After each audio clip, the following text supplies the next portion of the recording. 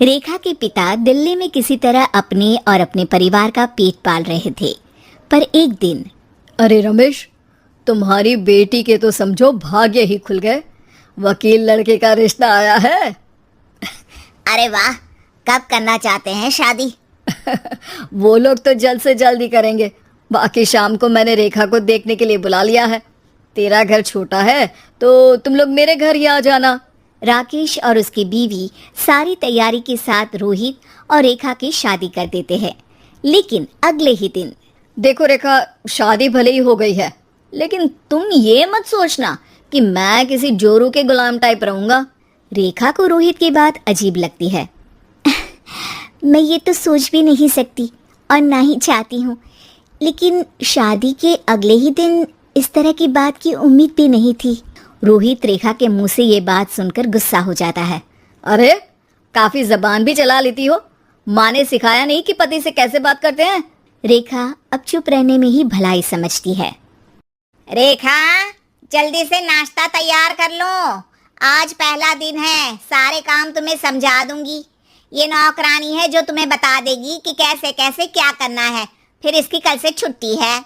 रेखा भी ससुराल में जी जान लगाकर काम करने लगती है। खाली समय मिलता तो पति के वकालत की किताब उठाकर पढ़ने लगती। ये क्या, जब देखो तब पढ़ती रहती है। अच्छा सुन, कल पिता के घर से 20,000 रुपये लेकर आना। मेरे छोटे बेटे की फीस भरनी है। लेकिन पापा क्यों भरेंगे उसकी फीस? अरे वाह जी वाह, पापा क्यों भरेंगे? तो ये बता, हम क्यों रखेंगे तुझे यहाँ? क्यों खाना देंगे फ्री में? अरे, क्योंकि मैं बहू हूँ इस घर की। तभी वहाँ रोहित आ जाता है। अरे वाह, बड़ी जबान चला रही हो। चुपचाप माँ जो कह रही है वैसा कर, वरना सामान उठा और जा अपनी झोपड़ी में। बेचारी रेखा क्या करती, पिता के घर जाती है, उनको सारा हाल बताती है। पिता भी जैसे तैसे पैसों का इंतजाम कर बेटी को ससुराल के लिए विदा करते हैं। देखा, अब कहाँ से आए पैसे?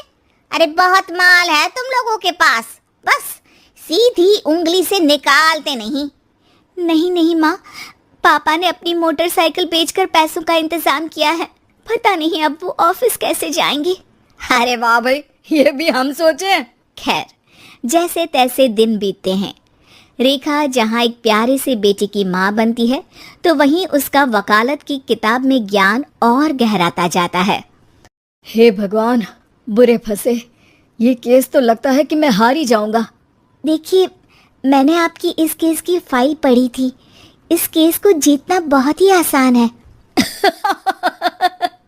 वाह भाई वाह, यहाँ वकालत की डिग्री लेकर भी मैं समझ नहीं पा रहा हूँ, और तुमने रोटी बनाते बनाते ही केस समझ लिया।